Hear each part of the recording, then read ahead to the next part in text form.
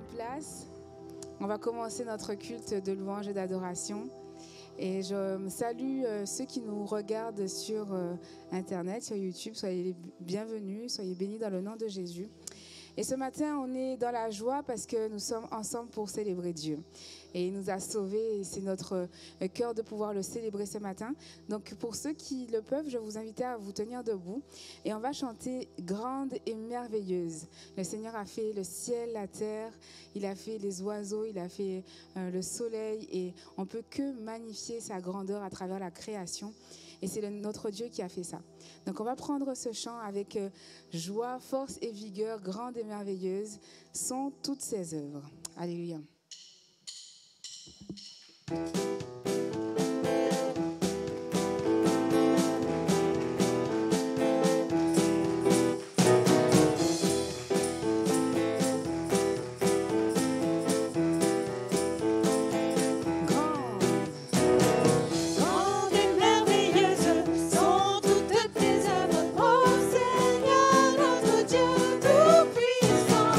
Juste et véritable dans toute ta volonté, toi le roi.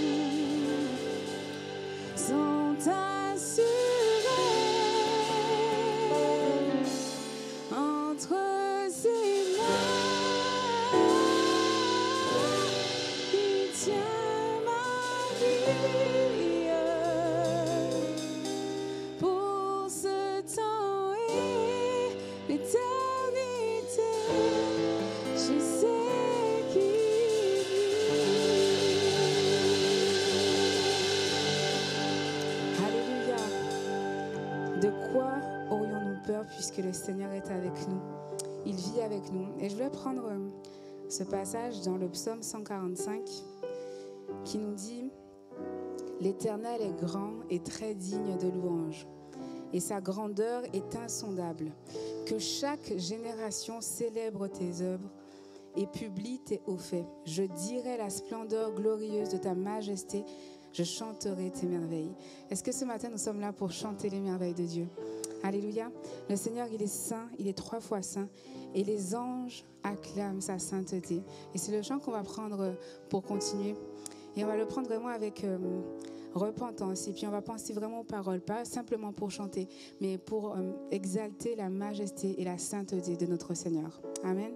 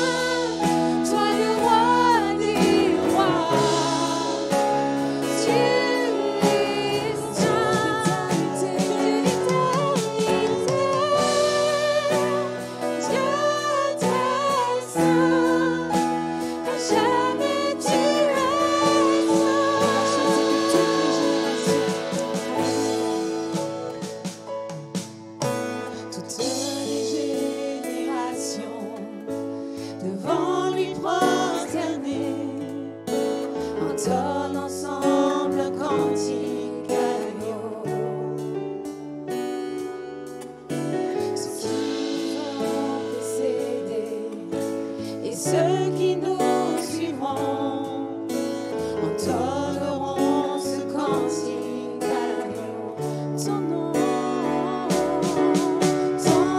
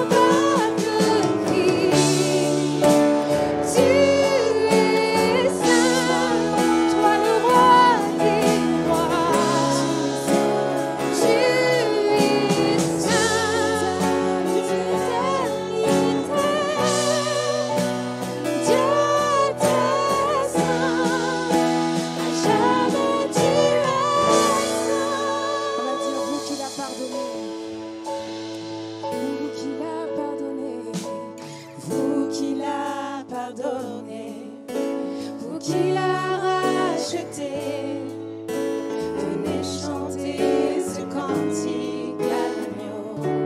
Vous qui l'a libéré, alléluia. Vous qui l'a libéré, vous qui portez son nom, venez chanter ce cantique à l'agneau. Nos voix résonnent pour l'éternité. Ils ont acclamé. Tu es saint, l'univers proclame que tu es saint, tu es glorifié. Dieu très saint, à jamais tu es saint. Tout ton peuple crie que tu es saint, toi le roi des rois. Tu es saint, tu es d'éternité. Dieu est saint, à jamais tu es Sur la musique, on va encore chanter. Tous les anges acclament. Alléluia. Tous les anges acclament. Tu es saint, l'univers proclame. Tu es saint, tu es glorifié. Dieu très saint, à jamais tu es saint. Tout ton peuple crie Jésus. Tout ton peuple crie. Tu es saint, toi le roi des rois. Tu es saint, Dieu d'éternité. Dieu très saint, à jamais tu es saint.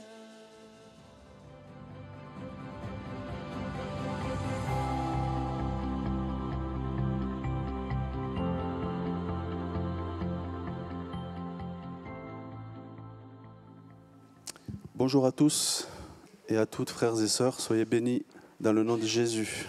Amen. Merci Seigneur pour ces moments. Et ce matin, je voudrais partager quelques réflexions sur le thème de la Sainte Seine. La Sainte Seine, c'est un thème que l'on évoque tous les dimanches, mais pas longtemps. C'est très court. C'est un thème qui revient souvent, mais c'est un thème qu'on ne creuse pas suffisamment, je pense. Alors que dans le livre des Actes, au chapitre 2 et au verset 42, c'est les débuts de l'Église et on nous dit qu'ils persévéraient dans l'enseignement des apôtres, dans la communion fraternelle, dans la fraction du pain et dans les prières. Dans ces débuts, l'Église de Jésus reposait sur 4 piliers qui, je pense, sont encore valables pour nous tous aujourd'hui. L'enseignement, la communion fraternelle, la fraction du pain, c'est-à-dire la Sainte Seine, et la prière. 4 piliers. Je crois qu'il y a beaucoup d'enseignements, beaucoup de messages que Dieu veut nous communiquer dans la Bible à propos de la Sainte Seine. Il y a beaucoup de choses dans la Sainte Seine. Dieu nous parle beaucoup à partir de ce thème-là, et c'est la raison pour laquelle ce matin je voudrais qu'on s'attarde un petit peu, parce qu'on n'aura jamais fini de tout dire, mais qu'on s'attarde un petit peu sur les messages que contient la Sainte Seine. Alors la Sainte Seine, pour nous qui sommes chrétiens, ça représente bien des choses, et notamment la communion. Quand on partage la Sainte Seine, on est en communion avec l'Esprit Saint, on est en communion entre nous, frères et sœurs, donc la communion. La commémoration, Jésus lui-même a dit « Faites ceci en mémoire de moi ». Donc quand nous partageons la Sainte Seine, nous obéissons à ce commandement de Jésus. Quand nous mangeons le pain brisé, c'est le corps brisé de Jésus sur la croix. Le pain représente la mort et le sang, c'est le vin. Quand nous buvons le vin, c'est le sang de notre Seigneur Jésus. Et puis, c'est aussi un moment de repentance. Quand nous prenons la Sainte Seine, nous nous repentons. Nous nous présentons devant Dieu, nous lui présentons nos cœurs, nous lui demandons pardon pour nos péchés, pardon pour nos attitudes.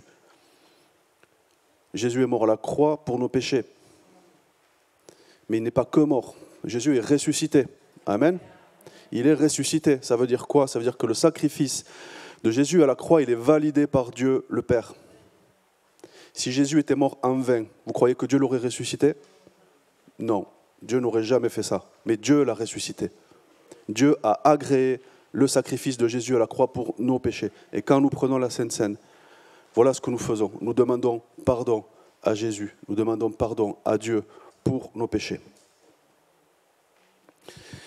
Mais à travers la lecture de la Bible, on se rend compte qu'il y a d'autres messages que la communion, que la commémoration, que le pardon au travers de la Sainte Seine. Il y a bien d'autres choses. Et ce matin, je voudrais parler de deux choses en particulier, deux volontés de Dieu contenues dans le message de la Sainte Seine. Le premier, c'est la vie que Dieu veut nous communiquer à travers la Sainte Seine. Et la deuxième chose, c'est la puissance. Il y a une puissance dans la Sainte Seine, une puissance que Dieu veut nous communiquer, et c'est la volonté de Dieu que de nous communiquer cette vie et cette puissance. Alors, tout d'abord, à propos de la vie, nous allons partager deux lectures dans l'évangile de Jean, au chapitre 14 et au verset 6. Jean 14, 6. Donc c'est Jésus qui parle, et c'est Jésus qui parle pendant la Sainte Seine. Jésus lui dit, « Je suis le chemin, la vérité et la vie. Nul ne vient au Père que par moi. » Vous connaissez par cœur. Ça s'est passé pendant la Sainte Seine. Ça, on ne le sait pas toujours. Cette phrase, Jésus l'a prononcée pendant qu'il était avec ses disciples, lors du dernier repas. Une autre lecture, toujours dans l'évangile de Jean, au chapitre 5, versets 24 à 26. Jean, chapitre 5, versets 24 à 26. En vérité, je vous le dis, celui qui écoute ma parole et qui croit à celui qui m'a envoyé a la vie éternelle et ne vient point en jugement, mais il est passé de la mort à la vie. En vérité, je vous le dis, l'heure vient et elle est déjà venue où les morts entendront la voix du Fils de Dieu et ceux qui l'auront entendu vivront. Car, comme le Père a la vie en lui-même, ainsi il a donné au Fils d'avoir la vie en lui-même. Amen. Amen. La vie dans la Sainte Seine. Normalement, une fois que je vous aurai parlé de ça, vous devriez avoir un cœur en joie. Vous devriez avoir un cœur réjoui. La vie que contient la Sainte Seine. Une vie nous est communiquée par la Sainte Seine. Pas n'importe quelle vie et pas par n'importe qui. Dieu nous communique sa vie par la Sainte Seine. Je ne sais pas, pour vous, pour moi, le concept de vie éternelle, pendant assez longtemps, ça a été l'idée que, une fois que j'étais mort, une fois que je serai mort, j'entrerai dans la vie éternelle. Est-ce que d'autres pensent comme moi? Ou comme j'ai pu penser? On est d'accord? Je meurs, et au moment où je meurs, je rentre dans la vie éternelle. Jusqu'à quand? On ne sait pas. Pour moi, ça veut dire infini. Ça ne s'arrête jamais. Ça, c'est l'idée que moi, je me fais de la vie éternelle, plutôt que je m'en faisais. On a lu deux versets qui nous disent, le premier, et c'est Jésus qui parle, il dit « Je suis le chemin, la vérité et la vie. Je suis la vie. » Il dit « Je suis la vie. » Nous avons lu aussi « Celui qui écoute ma parole et qui croit à celui qui m'a envoyé a la vie éternelle. » Celui qui écoute et qui croit a la vie éternelle. Les versets sont conjugués au présent. Amen. Celui qui écoute et qui croit, il a la vie éternelle. Il n'est pas dit, il aura la vie éternelle, le jour où il mourra. Celui qui écoute et qui croit la parole de Dieu a la vie éternelle. Nous sommes physiquement présents sur terre, nous avons les deux pieds bien collés au sol, et pourtant, nous sommes déjà entrés dans la vie éternelle. N'attendez pas votre mort, vous êtes déjà entrés dans la vie éternelle, vous qui avez écouté et qui avez cru. Et dans le verset, il est même dit, Celui qui croit à celui qui m'a envoyé a la vie éternelle, mais il est passé de la mort à la vie. C'est même déjà fait. Au moment présent, vous êtes dans la vie éternelle, mais vous y êtes déjà rentré. Ça s'est déjà passé. Je ne sais pas si vous aviez conscience de ça. Moi, je n'ai pas toujours eu conscience de ça. Mais quand on a conscience de ça, qu'on est déjà dans la vie éternelle, je ne sais pas si c'est le cas, mais je vous disais tout à l'heure que j'espère que votre cœur est en joie. J'espère qu'une fois que vous avez entendu ça, votre cœur est en joie. Amen. Alors, c'est quoi la vie éternelle? Maintenant qu'on sait quand ça commence et quand ça finit, mais peut-être ça a toujours été. Dieu est l'alpha et l'oméga. Il a toujours été. Sa vie a toujours été. Nous sommes dans sa vie. 1 Thessaloniciens 5, 23. 1 Thessaloniciens 5, 23. On se pose la question de ce qu'est la vie éternelle. Que le Dieu de paix vous sanctifie lui-même tout entier, et que tout votre être, l'esprit, l'âme et le corps, soit conservé irrépréhensible lors de l'avènement de notre Seigneur Jésus-Christ. Amen. L'esprit, l'âme et le corps. L'être humain est composé de 3 dimensions, dans cet ordre, comme le dit l'Écriture. L'esprit, l'âme et le corps. Les mots grecs, vous savez que la Bible, enfin en tout cas le Nouveau Testament a été écrit en grec, donc les mots grecs utilisés ici pour l'esprit c'est pneuma, pour l'âme c'est psyché, pour le corps c'est soma. Pneuma, psyché, soma. On a un premier niveau de vie qui est la vie du corps. Le corps humain. Et en grec c'est soma, c'est notre corps humain, dans sa réalité, visible, charnelle, on peut le toucher. Il a une vie temporelle, il a une vie matérielle, c'est notre corps. Et la vie du corps, selon la Bible, c'est la vie bios. Toujours du mot grec bios, duquel est venue biologie, par exemple. Et c'est une dimension de vie que tout être humain peut connaître. C'est à la portée de tout le monde. Quand Dieu nous donne la vie par le corps, soma, il nous donne l'expérience de la vie bios. Je nais, je respire, je vois, je sens, je touche, je goûte. Je suis vivant par mon corps. Mais c'est un premier niveau de vie. C'est le plus facile. C'est le plus facile à atteindre parce que c'est le premier et parce qu'il est inné. Nous sommes nés avec un corps et avec ce corps, Dieu nous a donné la vie bios. Et d'ailleurs, dans la parabole du semeur, Évangile de Luc, chapitre 8, verset 14, il est question des plaisirs de la vie. Les plaisirs de la vie. Et ici, dans cette parabole, la vie, c'est le mot bios. Les plaisirs de la vie, bios. Donc c'est le manger, le boire, etc., etc. Donc ça, c'est le premier niveau de vie auquel on peut prétendre. Et d'ailleurs, on y prétend tellement qu'on l'obtient tous. Ensuite, il y a un deuxième niveau de vie qui est celui de l'âme. Et ici, dans le verset que nous avons lu, c'est l'âme psyché.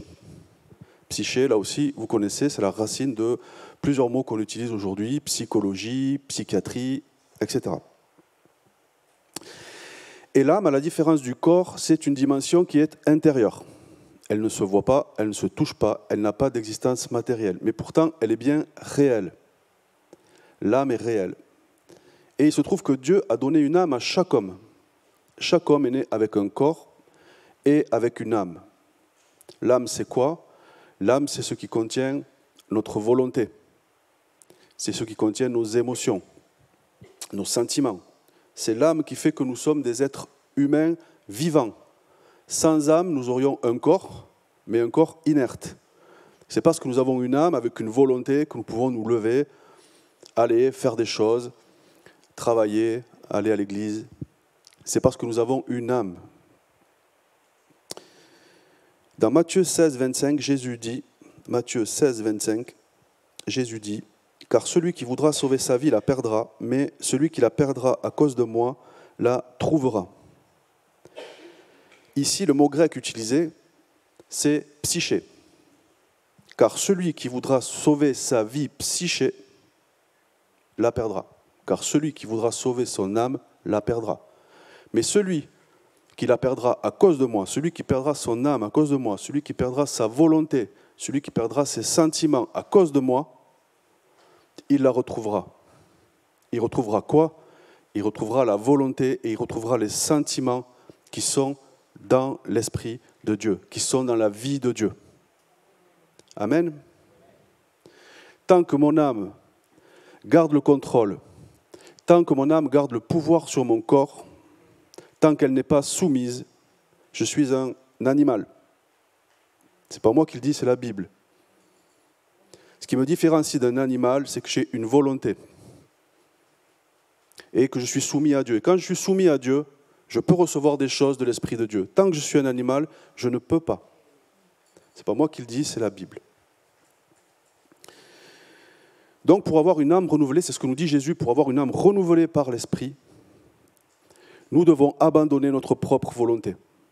Sans cela, ce n'est pas possible. Une fois que j'ai dépouillé mon âme de ma volonté, lui vient me la remplir avec sa volonté. Et là, j'ai une âme renouvelée. Et là, je suis né de nouveau. Tant que je n'ai pas fait cette expérience, tant que je n'ai pas abandonné, tant que je n'ai pas capitulé, je ne suis pas né de nouveau. C'est pour ça que quelqu'un qui est né de nouveau, on le voit. Parce que c'est l'âme de Jésus qui est en lui. C'est la volonté, les sentiments de Jésus-Christ qui sont en lui. Amen. 1 Corinthiens 2, 14, je le disais, 1 Corinthiens 2, 14 nous dit « Mais l'homme animal », et l'homme animal c'est psyché, dans la version grecque de ce texte c'est psyché, l'homme animal ne reçoit pas les choses de l'Esprit de Dieu. Pour une vie transformée, vous devez abandonner. Vous devez abandonner votre volonté, vous devez abandonner vos sentiments, vous devez abandonner le contrôle à l'Esprit de Dieu. Sans cela, ce n'est pas possible. Troisième niveau de vie, c'est celui de l'esprit. On a vu le corps, soma, on a vu l'âme, psyché, et le troisième niveau de vie, c'est celui de l'esprit, pneuma. C'est le niveau le plus élevé. C'est le niveau le plus élevé. Pneuma, en grec, signifie esprit, mais aussi souffle ou vent. Et donc, le pneuma, c'est globalement l'esprit qu'on va retrouver, c'est l'esprit de Dieu. C'est aussi l'esprit qu'on va retrouver en nous, l'esprit de Dieu lorsqu'il est en nous. C'est aussi l'esprit, le sens du mot pneuma, c'est aussi esprit au sens de l'esprit des anges et même des démons. On utilise le mot pneuma dans la Bible pour évoquer l'esprit des démons. Donc c'est plus large que l'esprit de Dieu. Et c'est la troisième dimension de l'être humain, après le corps et l'âme. C'est la dimension la plus élevée. L'esprit, c'est la dimension la plus élevée de l'être humain. Et Jean 6, 63 nous dit « C'est l'esprit qui vivifie. C'est l'esprit, pneuma, qui vivifie. » Et ici, la vie, en grec, ce n'est ni bios, ni psyché, c'est zoé. C'est la vie zoé. C'est une autre dimension de vie. Et en l'occurrence, c'est la vie qui vient de Dieu, c'est la vie éternelle. La vie zoé. En français, on dit la vie, quand on dit la vie pour tout. La vie de ci, la vie du corps, la vie de l'âme, la vie de l'esprit, c'est la vie. En grec, c'est différent. Parce qu'il y a une sensibilité différente qui exprime des choses différentes. Voilà pourquoi la vie bios, c'est la vie du corps, psyché pour l'âme, zoé, c'est la vie éternelle, c'est la vie de Dieu. C'est l'esprit qui vivifie, la chair ne sert de rien. Les paroles que je vous ai dites sont esprit, pneuma, et vie, zoé. Esprit et vie. Plusieurs versets parlent de cette vie, la vie zoé. Le plus connu, c'est Jean 3,16. Car Dieu a tant aimé le monde qu'il a donné son Fils unique, afin que quiconque croit en lui ne périsse point, mais qu'il ait la vie zoé éternelle. Donc, c'est un verset qu'on connaît par cœur, tout le monde connaît. Mais quand on prononce ces mots, est-ce qu'on a bien saisi le sens? Qu'on a reçu cette vie de Dieu, c'est la vie de Dieu, c'est la vie de l'Esprit de Dieu. Dans 1 Jean 5,12, la Bible dit encore, 1 Jean 5,12, celui qui a le Fils a la vie. Zoé. Celui qui a le Fils a la vie, Zoé, la vie éternelle, la vie de Dieu. Celui qui n'a pas le Fils de Dieu n'a pas la vie, Zoé. Donc, celui qui n'a pas accepté Jésus dans son cœur n'a pas la vie éternelle. Ça passe par là. La vie de l'esprit. Son corps est en vie, son âme est en vie, mais son esprit est séparé de Dieu. Son esprit est éloigné de Dieu, son esprit est coupé de Dieu. Donc la vie éternelle nous est communiquée par l'esprit. Quand Jésus dit, nous l'avons lu tout à l'heure, « Je suis le chemin, la vérité et la vie », c'est la vie Zoé. Jésus n'a pas dit « Je suis le chemin, la vérité et la vie du corps » ou la vie de l'âme. Il a dit « Je suis la vie de l'esprit ». Il est la vie de l'esprit. Amen. Alors cette vie Zoé, on va s'intéresser un peu plus. Dans Jean 5, 26, on l'a lu tout à l'heure. Car comme le Père a la vie en lui-même, ainsi il a donné au Fils d'avoir la vie en lui-même. Et ici, évidemment, c'est encore de la vie Zoé qu'il s'agit. Et c'est là que l'on comprend que cette vie-là vient de Dieu, puisque la Bible dit, car comme le Père a la vie en lui-même. Comme le Père a Zoé en lui-même. C'est la vie de Dieu. C'est la vie de Dieu qui nous vient directement.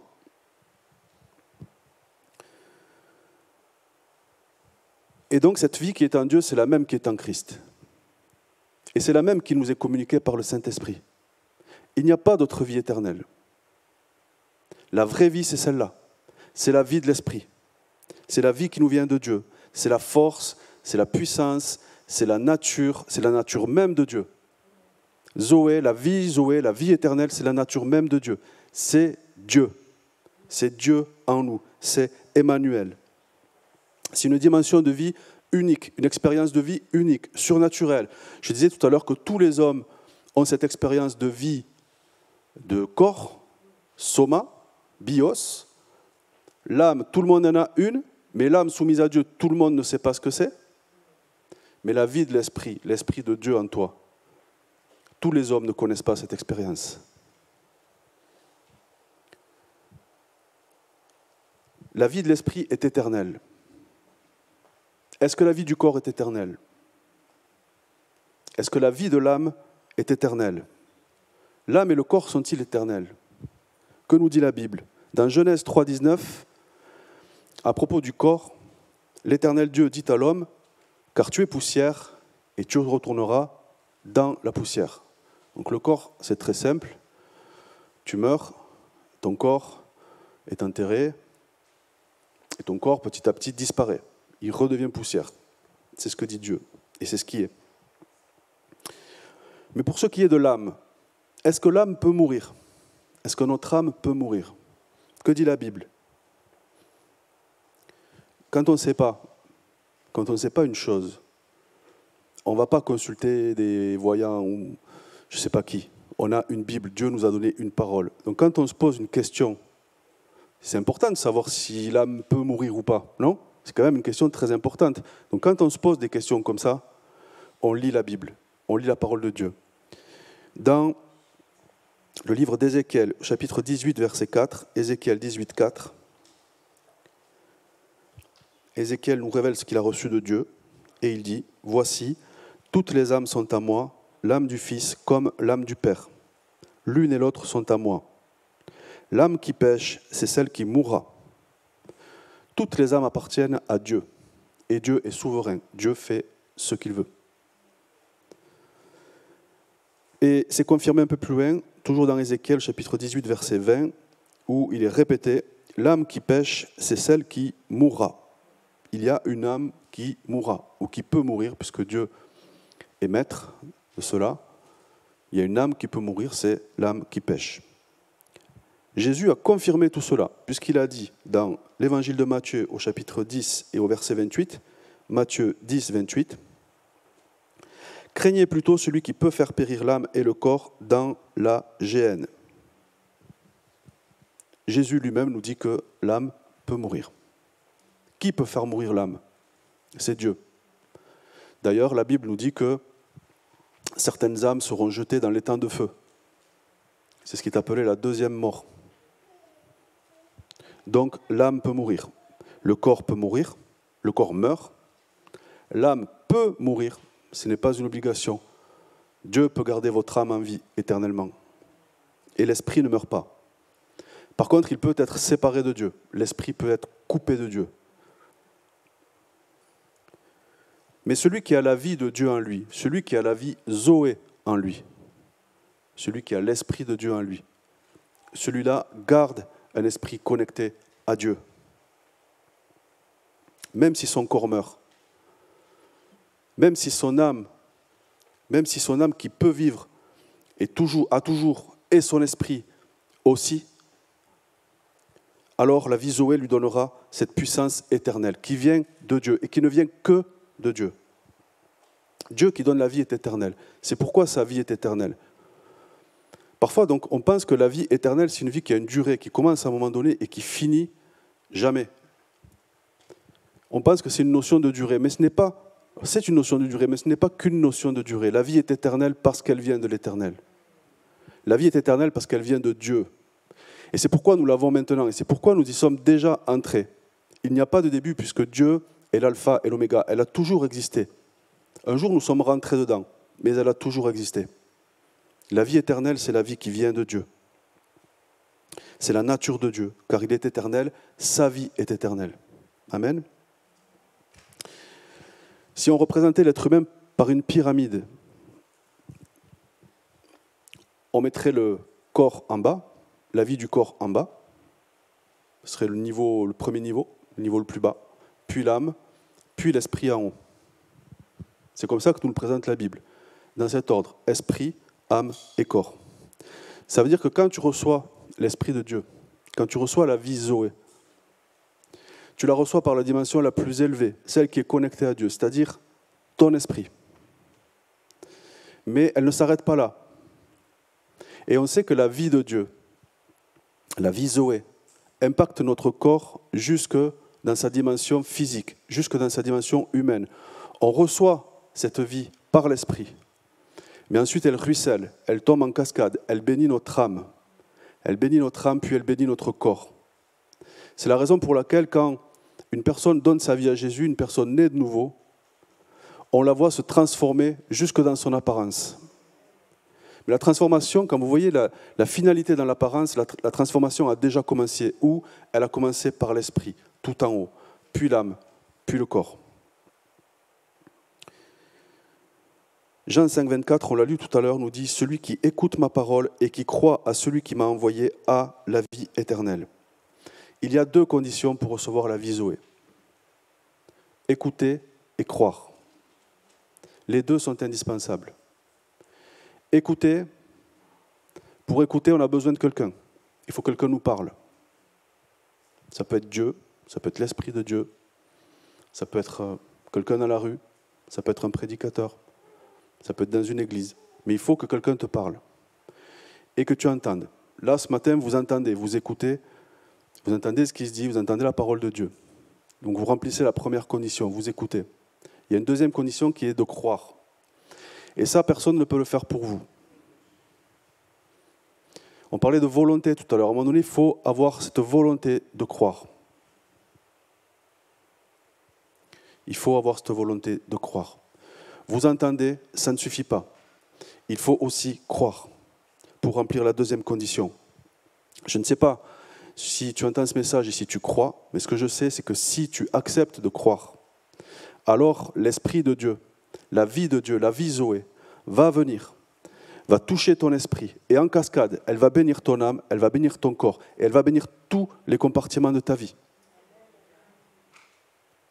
Elle va bénir ton mariage, elle va bénir ton couple, elle va bénir ta famille, elle va bénir ta maison, elle va bénir ton travail, elle va bénir ta santé, elle va bénir tes problèmes, elle va bénir tous les compartiments de ta vie, tous, un par un.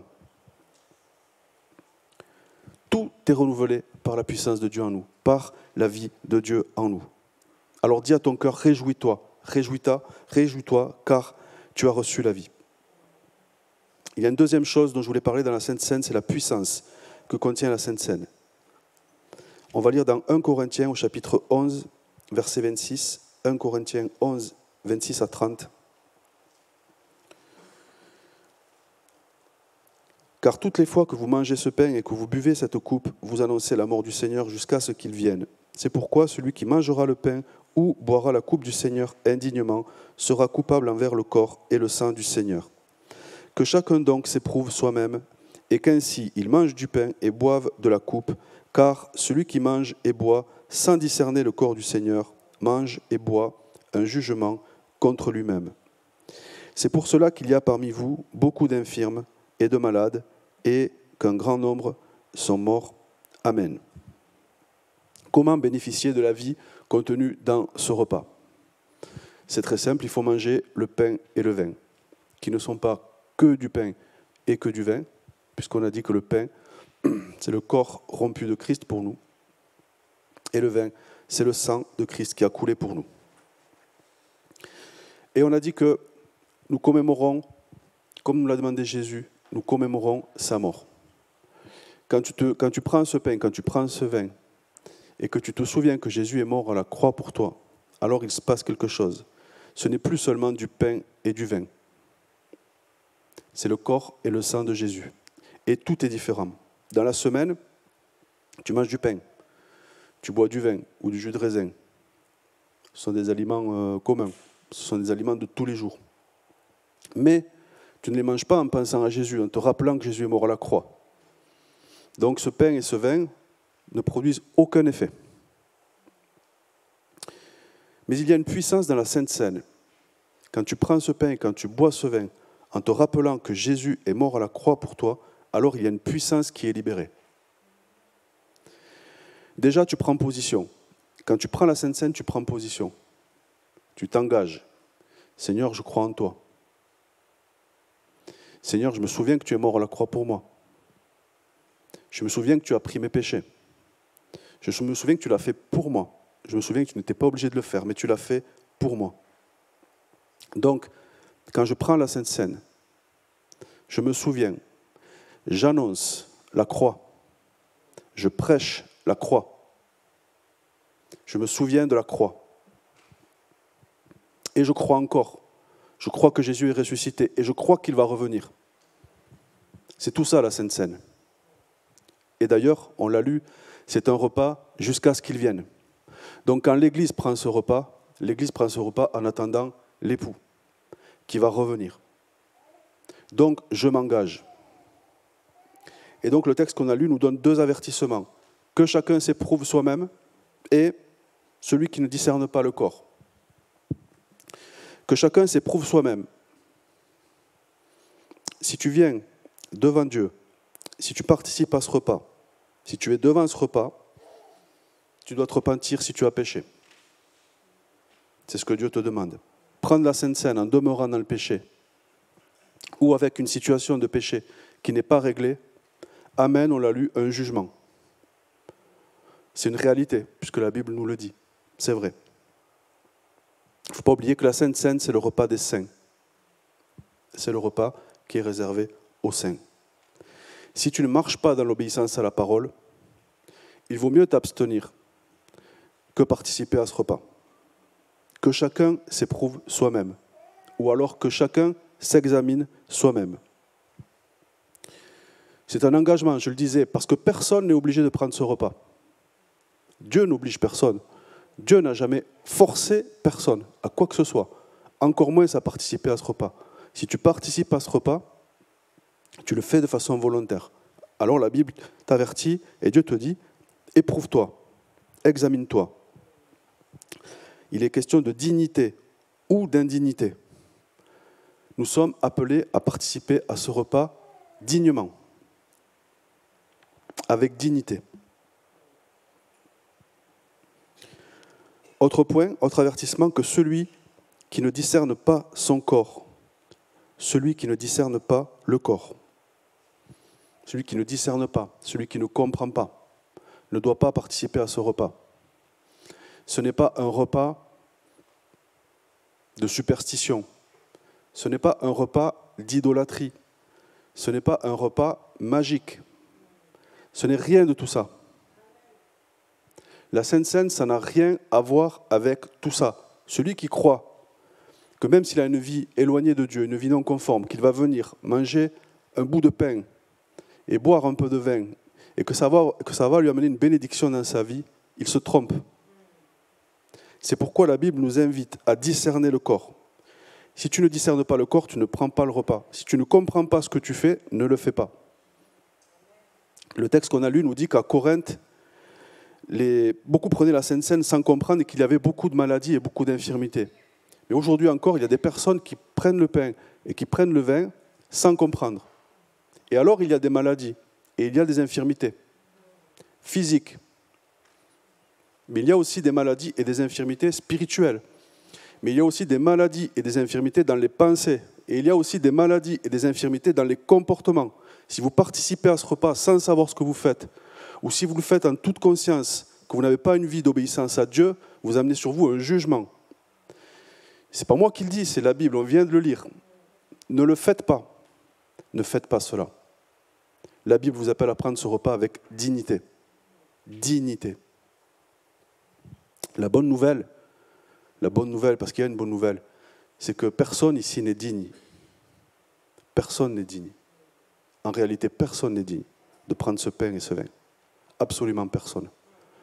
C'est pourquoi quand tu prends ce pain et ce vin, discerne les choses, examine-toi, éprouve-toi, cherche ce qui ne va pas en toi, parce qu'il y a forcément quelque chose qui ne va pas en toi, dans ta vie, dans ta façon d'être, dans ta relation avec les autres. C'est obligé. Il n'y en a qu'un qui est digne, c'est Jésus-Christ. Nous autres, nous ne sommes pas dignes de ce repas. Pourtant, il nous appelle à y participer. Mais il nous dit aussi, examine-toi, éprouve-toi, discerne mon corps, repense à tout ça. Quand tu as dans tes mains le pain et le vin, regarde le pain et le vin. C'est le corps de Jésus qui a été rompu pour toi. Le vin, c'est le sang de Jésus qui a coulé pour toi. Regarde-le comme ça et tu vas comprendre. Sans même que tu aies à y penser, les mots vont sortir de ton esprit qui va demander pardon à Dieu, qui va demander pardon à Jésus. Examine-toi, éprouve-toi, discerne le corps. Demande pardon à Dieu. Tu n'es pas obligé de prendre la Sainte Seine. Ne la prends pas sans réfléchir. N'attends pas que quelqu'un vienne avec le pain et le vin devant toi et te le tende comme ça. Prépare ton culte avant d'être venu. Réfléchis. Le culte, il ne commence pas quand tu passes la porte de l'église. Le culte, il a commencé avant. 1 jour avant, 2 jours avant, 3 jours avant, je ne sais pas. Prépare ton culte. Réfléchis. Éprouve-toi. Examine-toi. Discerne le corps. Tous les jours, on prend du pain et du vin. Tous les jours. Ce sont des aliments tellement communs, tellement ordinaires. On en prend tous les jours. Ou du jus de raisin, pour ceux qui ne boivent pas de vin. Et ce sont des aliments tellement ordinaires que ceux qui servent à préparer la Sainte Seine ici, c'est les mêmes. Ils n'ont pas été produits miraculeusement. C'est le pain qu'on a acheté à la boulangerie. Ce matin même, c'était du pain de mie, je crois. Vous voyez, il a été fabriqué à l'usine. Et le vin, il a été acheté aussi dans un supermarché. Le jus de raisin, c'est pareil. Et quand vous les consommez tous les jours, c'est des aliments qui sont plutôt neutres. Sauf le vin, il ne faut pas trop en abuser. Donc il faut en boire avec modération. Mais les médecins vous diront que si vous consommez tout ça avec modération, il n'y a pas de problème. Okay ? Donc, quand vous venez à l'église, vous prenez le pain et le vin. Si vous prenez dignement, vous êtes béni. Si vous prenez indignement, vous attirez un jugement sur vous. Si je compare 2 pièces de 1 euro et de 2 euros, je prends 2 pièces, 1 euro, 2 euros. Vous imaginez ? Donc c'est 2 pièces différentes, mais qui ont des ressemblances. Elles sont à la fois différentes, mais à la fois elles se ressemblent. Elles ont une différence principale, c'est leur valeur. Il y a une pièce qui vaut 1, il y a une pièce qui vaut 2. Il y a une pièce, la banque, elle a dit, elle a une puissance de 1, et il y a une autre pièce, la banque, elle a dit, elle a une puissance de 2. 2 fois plus. 2 fois plus de puissance. Pourtant, ce sont 2 pièces qui se ressemblent. Elles ont été fabriquées avec le même métal, la même machine. C'est à peu près les mêmes motifs sur la pièce. Il y a un peu les couleurs qui changent, mais elles ont en tout cas beaucoup de similitudes. Mais il y a une autorité, la banque, qui ne leur a pas donné la même puissance. C'est la même chose pour ce pain et ce vin. C'est le pain du supermarché, c'est le vin du supermarché, mais il y a un Dieu qui lui a donné une puissance particulière. À partir du moment où vous venez ici, vous prenez ce pain et ce vin, ce n'est pas n'importe quel pain, ce n'est pas n'importe quel vin. Il est validé par Dieu. Dieu a validé le sacrifice de Jésus à la croix. Et nous devons donc nous approcher de ce pain et ce vin avec dignité. C'est par la foi que Dieu va faire de ce pain et ce vin un repas particulier, un repas qui peut te bénir ou un repas qui peut attirer un jugement sur toi. N'oublions pas que c'est à cause de Jésus que nous prenons ce repas. Si Jésus n'était pas mort à la croix, il n'y aurait pas de repas. Si son corps n'avait pas été brisé, si son sang n'avait pas coulé, il n'y aurait pas de repas. Nous sommes là par sa grâce. Si nous sommes présents dans ce lieu, c'est par sa grâce. Si nous pouvons nous approcher de repas, c'est par sa grâce et que par sa grâce. C'est pourquoi nous sommes appelés à prendre ce repas avec humilité. Je ne mérite pas ce repas. Je ne prends pas part à ce repas sur la base de mon mérite, sur la base de ce que je suis ou ce que je semble être aux yeux des hommes, sur la base de mon rang social, sur la base de mon argent, sur la base de choses humaines, mais je suis justifié par Dieu. Je peux m'approcher de ce repas parce que Dieu peut me rendre digne. Si je peux prendre ce pain et si je peux prendre ce vin, c'est parce que Dieu peut me rendre digne. Et c'est vrai que la parole nous dit que si nous prenons ce repas indignement, nous serons frappés. Mais il y a une possibilité que Dieu nous donne de nous rendre dignes. À partir du moment où nous lui demandons, à partir du moment où nous nous repentons.